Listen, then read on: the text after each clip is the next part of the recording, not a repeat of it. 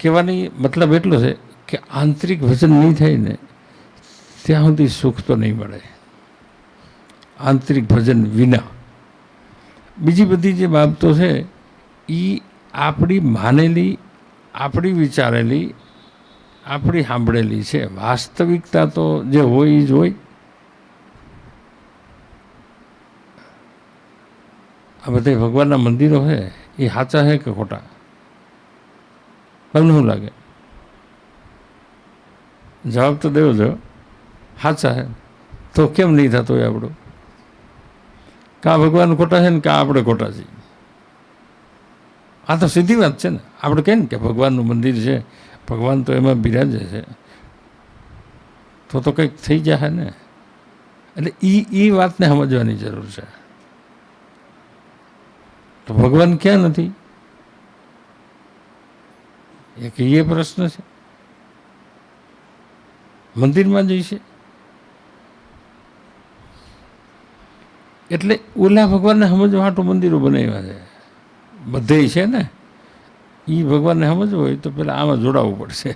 આમાં જોડાય એમાં કંઈક મન લાગે પછી ઓલા ભગવાનનું સમજ આવે આપણે. ભગવાન તો બધે છે એ કે આપણે બોલીએ છીએ, આ બધું બોલીએ છીએ, સાચું બોલીએ છીએ, પણ માનતા નથી. કે આપણે કંઈ ભગવાન તો બધું જોવે જ છે એવું તો કહીએ છીએ. તો ભગવાન આપણને નહીં જોતો હોય? એ બધું જોવે છે તો આપણને નહીં જોતો હોય? પણ ન્યા આપણે સ્વતંત્ર છીએ. એ કે પછી જોઈ લેવું, આપણે કરો ને જે કરતા હોય એમ થઈ જાય ને.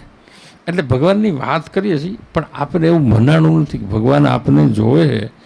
એવો આપણે અનુભવ કંઈ થતો નથી. એવો અનુભવ થાય એક તમારે ખાલી સિગરેટ પીવી હોય અને આ ભાઈ બાજુમાં બેઠો હોય તો કેમ કરો? એમ થાય ને. તો ઓલે ભગવાન તો એ તો પાસે જ હોય તો જોતા નહીં હોય. પણ આપણા જેવડા ભગવાન નથી ને, વાત એ છે. એટલે અહીંયા અટકે છે. મારું કહેવાનો મતલબ એમ છે, આપણે આવું બધું સમજીએ તો છીએ, સાંભળીએ છીએ, બોલીએ છીએ, પણ હૃદયમાં નહીં થાય ત્યાં સુધી તો એવું બનશે નહીં.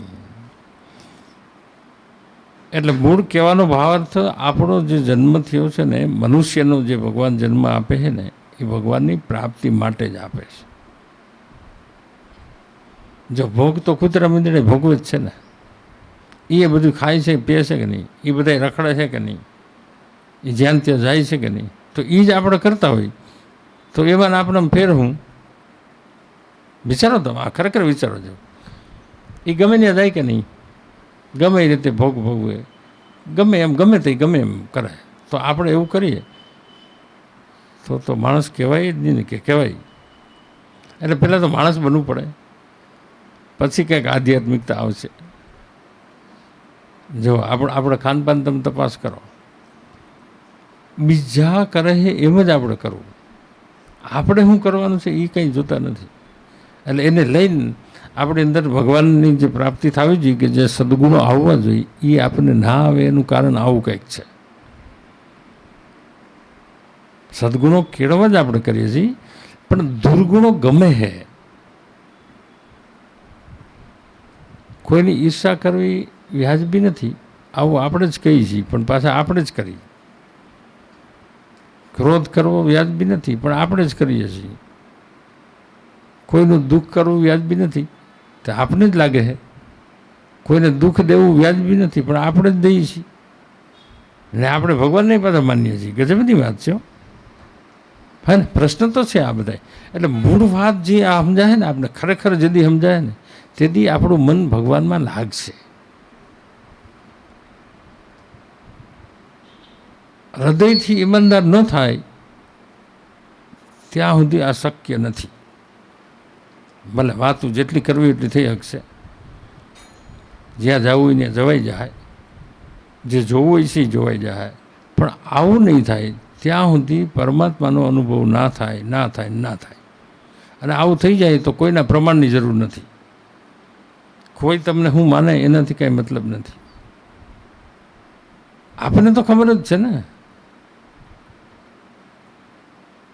તો એ વાત ક્યારે સમજાય?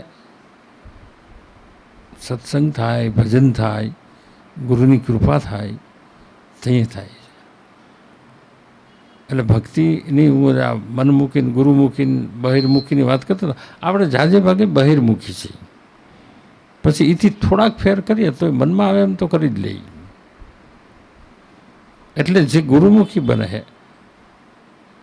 ગુરુમુખીનો અર્થ એવો નથી કે શાસ્ત્ર વાંચવા એટલો જ ગુરુમુખી કહેવાય. નહીં, ગુરુની આજ્ઞા જે છે એ પાડવી એને ગુરુમુખી કહેવાય. આમ કરવાનું એટલે કરવાનું, નથી કરવાનું એટલે નથી કરવાનું, આવી જે હા પડી જાય ને એને ગુરુમુખી કહેવામાં આવે. બાકી તો બધી વાર્તા રહે છે. અને એનાથી તો બીજું શું થાય, આપણું આ જીવન છે એ પૂરું થઈ જાય, બીજી કંઈ પ્રાપ્તિ ના થાય. અત્યારે જે પૂર્વનું પુણ્ય છે ને એ જે હાલી રહ્યું છે, પુણ્ય અને પાપ, બસ એ ભોગવતા જાય અને મરતા જાય, એ ભોગવતા જાય અને મરતા જાય.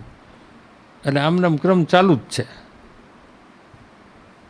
સ્વામી આવ્યા ને, પધારો પધારો સ્વામીજી પધારો.